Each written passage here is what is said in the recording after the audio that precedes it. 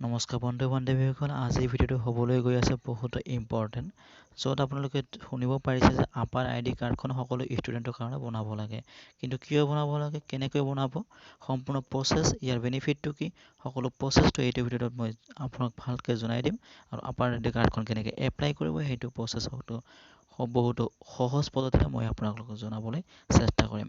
সেয়েহে ভিডিঅ'টো হ'বলৈ গৈ আছে ইম্পৰ্টেণ্ট। ভিডিঅ'টো লাইক এটা কৰি দিয়ক। যদি চেনেলটোত নতুন হয় তেতিয়াহ'লে চেনেলটো ছাবস্ক্ৰাইব কৰি বেল আইকনটো ক্লিক কৰি দিয়ক, এনেধৰণৰ ইম্পৰ্টেণ্ট তথা অনলাইন ভিডিঅ'খিনি অতি সহজে পাই থাকিবলৈ। এতিয়া আপুনি নিশ্চয় ভাবি আছে যে আপাৰ আইডি কাৰ্ড মানে কি, আপাৰ আইডি কাৰ্ডৰ ফুল ফৰ্মটো কি। আপাৰ আইডি কাৰ্ডৰ ফুল ফৰ্মটো হৈছে automated permanent academic account registration number.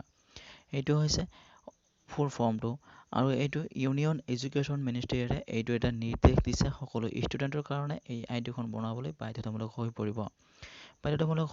কিয়নো এইটো আইডি ছাবমিট কৰিলে আপুনি কোনখন স্কুলত পঢ়িছিলে, ক'ত স্কুলত পঢ়িছিলে, কিমান ৰোল নং আছিলে, কোন ক্লাছত কিমান মাৰ্ক পাইছিলে, কোনটো ছাবজেক্টত কিমান মাৰ্ক পাইছিলে, সকলোবোৰ ডিটেইলছ ইয়াতে ওলাই আহিব।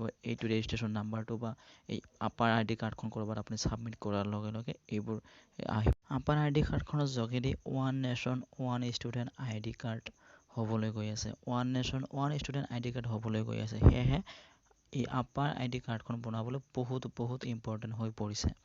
আৰু আপাৰ আইডি কাৰ্ডখন যদি আপুনি ক'ৰবাত ছাবমিট কৰে, এখেতে গম পাব আপুনি ক'ৰবাত স্কলাৰশ্বিপ পাইছিলে নেকি, কিবা প্ৰাইজ পাইছিলে নেকি, কোনোবা প্ৰতিযোগিতাত আপুনি অংশগ্ৰহণ কৰিছিলে নেকি, সকলোবোৰ ডিটেইলছ এখেতে গম পাই যাব। সেয়েহে আপাৰ আইডি কাৰ্ডখন অতি মূল্যৱান হৈ পৰিব। আপাৰ আইডি কাৰ্ড আৰু আধাৰ কাৰ্ডৰ এটাই ডিফাৰেঞ্চ, আধাৰ কাৰ্ডটো সকলো নাগৰিক তথা ষ্টুডেণ্টো বনাব পাৰিছিলে, কিন্তু আপাৰ কাৰ্ডটো অকল ষ্টুডেণ্টেহে বনাব পাৰিব, সকলো নাগৰিকে বনাব নোৱাৰে। এতিয়া বলক আপাৰ কাৰ্ডখন কেনেকৈ এপ্লাই কৰিব লাগে এইটো ফুল প্ৰচেছলৈ আগবাঢ়িছোঁ। তাৰ কাৰণে আপুনি মোবাইল বা ডেস্কটপত বা কম্পিউটাৰত যিকোনো এটা ব্ৰাউজাৰ অ'পেন কৰি ল'ব, লৈ পেলাই ইয়াতে ডিজিলকাৰ বুলি টাইপ কৰি দিব। ডিজিলকাৰ বুলি টাইপ কৰি দি পেলাই চাৰ্চ কৰি দিব। তাৰপিছত এনেকুৱা এটা ইণ্টাৰফেচ দেখিব পাৰিব। ইয়াতে দেখিব পাৰিছে ফাৰ্ষ্ট যিটো লিংক আছিল, ফাৰ্ষ্ট লিংকটোতে ক্লিক কৰি দিব। লিংকটোত ক্লিক কৰি দিয়ক, এনেকুৱাকৈ ইণ্টাৰফেচ এটা আহি যাব। লগতে মই জনাব বিচাৰিম, যিহেতু মোৰ চেনেলটো নতুন হয়, ফ্ৰেণ্ডসকল চেনেলটো ছাবস্ক্ৰাইব কৰি দি বেল আইকনটো ক্লিক কৰি ৰাখক, এনেধৰণে ইম্পৰ্টেণ্ট তথা অনলাইন ভিডিঅ'খিনি অতি সহজে পাই থাকিবলৈ। তাৰপিছতে এনেকুৱা এটা ইণ্টাৰফেচ দেখিব পাৰিব। ইয়াতে ওপৰত দেখিব পাৰিছে চাইন ইন আৰু চাইন আপ, দুটা অপশ্যন থাকিব। যদিহে আপোনাৰ একাউণ্টটো বনোৱা আছে তেতিয়াহ'লে চাইন ইন কৰিব, আৰু যদিহে একাউণ্টটো বনোৱা নাই বা ডিজিলকাৰত কেতিয়াও লগ ইন কৰা নাই, ক্ৰিয়েট কৰা নাই একাউণ্টটো, তেতিয়াহ'লে আপুনি চাইন আপ কৰিব লাগিব। তাৰ কাৰণে মই ইয়াত ডিজিলকাৰত যিহেতু মোৰ একাউণ্টটো আছে, তেতিয়াহ'লে মই চাইন ইন কৰি লৈ ল'ম। মই জাষ্ট আপোনাক দেখুৱাইছোঁ চাইন আপ কৰিলে কেনেকুৱা পেজটো অ'পেন হ'ব।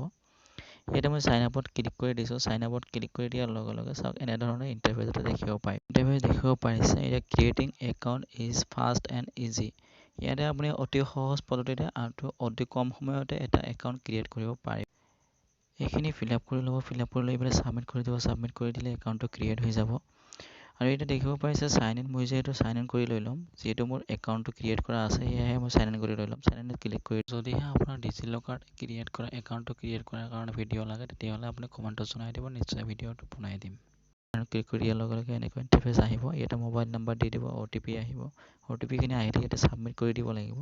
ছাবমিট কৰি দিয়াৰ লগে লগে আপুনি এতিয়া নতুন পেজলৈ দেখুৱাব, য'ত আপুনি লগ ইন হৈ যাব।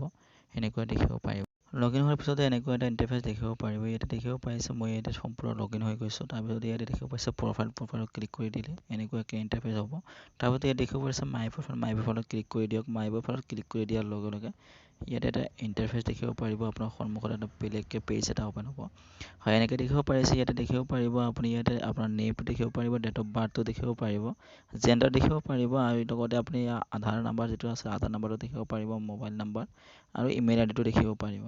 সেয়েহে মই আপোনাক ৰিকুৱেষ্ট কৰিব বিচাৰিম, যিহেতু আপুনি যাৰ নামত ডিজিলকাৰটো অ'পেন কৰিব, ডিজিলকাৰটো একাউণ্টটো ক্ৰিয়েট কৰিব, তেখেতৰ নামতে আপুনি আপাৰ কাৰ্ডখন এপ্লাই কৰি লৈ ল'ব। নহ'লে আপোনাৰ এইটো নাম এটা আহি যাব, ফটো এখন আহি যাব, আধাৰ কাৰ্ড কাৰোবাৰ আহি যাব, মোবাইল নাম্বাৰ কাৰোবাৰ আহি যাব। সেয়েহে মই আপোনাক ৰিকুৱেষ্ট কৰিব বিচাৰিম, আপুনি এইটো নিজৰ ডিজিলকাৰ খুলি নিজৰ নেমতে এইটো আপুনি আপাৰ কাৰ্ডটো এপ্লাই কৰি লৈ ল'ব।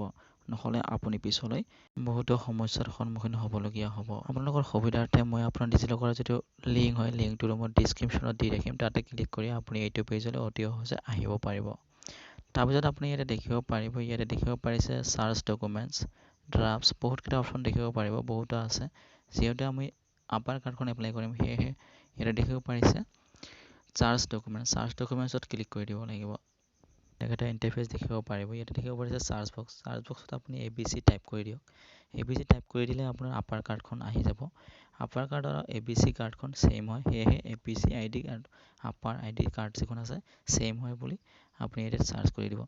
তাৰপিছতে ইয়াত দেখিব পাৰিছে যিটো আপাৰ ID কাৰ্ড যিটো আছে ABC ID কাৰ্ড, ইয়াতে আপুনি ক্লিক কৰি দিয়ক। ক্লিক কৰি দিলে আপোনাৰ যিটো আধাৰ কাৰ্ড যিটো আপুনি ডিজিলকাৰটো একাউণ্টটো ক্ৰিয়েট কৰিছিলে, ইয়াৰ নেমটো দেখিব পাৰিছে, নেমটো ওপৰতে আছে। ডেট অফ বাৰ্থটো দেখিব পাৰিব, জেণ্ডাৰটো দেখিব পাৰিব, আৰু ইয়াতে দেখিব পাৰিছে get your document by entering the required details. ইয়াতে যিখিনি ডিটেইলছ আপোনাৰ পৰা খুজিছে সেইখিনি ডিটেইলছ বহুৱাই দি পেলাই আপোনাৰ যিটো আপাৰ কাৰ্ড হয়, আপাৰ ID কাৰ্ডখন আপুনি পাব পাৰিব। ইয়াতে বিচৰাখিনি আপুনি ভালকৈ ফিল আপ কৰি দিয়ক। ইয়াতে দেখিব পাৰিছে এডমিশ্যন ইয়াৰ যিটো হয়, এইটো মাইণ্ড কৰিবলগীয়া কথা। যিহেতু আপুনি যেতিয়া এডমিশ্যন কৰিছিলে, ফাৰ্ষ্ট ইয়াৰত যদি এডমিশ্যন কৰিছিলে, ইউনিভাৰ্চিটি বা কলেজত যদি এডমিশ্যন কৰিছিলে ফাৰ্ষ্ট ইয়াৰত, তেতিয়াহ'লে যদি 2022 আছিলে, তেতিয়াহ'লে 22টো বহি দিব লাগিব। 2003টো নহয়, আজিৰ তাৰিখত 2003, কিন্তু আজিৰ তাৰিখ নহয়, আপুনি যেতিয়া এডমিশ্যন কৰিছিলে তেতিয়াৰ ইয়াৰটোহে বিচাৰিছে।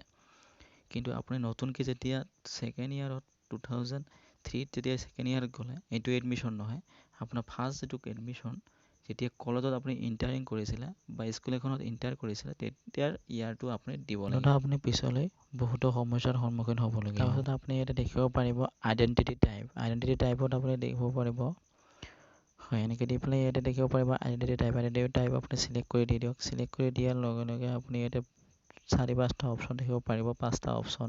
ইয়াতে দেখিব পাৰিছে ৰোল নাম্বাৰ, ৰেজিষ্ট্ৰেশ্যন নাম্বাৰ, ইয়াতে roll number, registration number, university number আৰু নিউ এডমিশ্যন, এইবোৰ দেখিব পাৰিব। ইয়াতে আপুনি যদি নিউ এডমিশ্যন কৰিছে তেতিয়া নিউ এডমিশ্যন দি দিব, আৰু যদি নতুন যদি ৰোল নাম্বাৰ আছে তেতিয়াহ'লে ৰোল নাম্বাৰটো বহুৱাই দিব। ছাপ'জ ধৰক 2021ত এডমিশ্যন কৰিছিলে, তেতিয়াহ'লে ৰোল নাম্বাৰ আছে, ৰোল নাম্বাৰটো ইয়াতে বহুৱাই দিব। মই যিহেতু ইয়াতে নতুনকৈ এডমিশ্যন কৰিছোঁ 2023ত, সেয়েহে মই ইয়াতে ননটো দেখি দিছোঁ। ননটো দি পেলাই ইয়াতে আইডেণ্টিটি নাম্বাৰ যিটো হয়, নাম্বাৰটোত আপুনি কি দিব। ইয়াতে নাম্বাৰত আহি পেলাই আপুনি ইয়াতে আপোনাৰ আধাৰ নাম্বাৰটো বহুৱাই দিয়ক, কোনো সমস্যা নাই।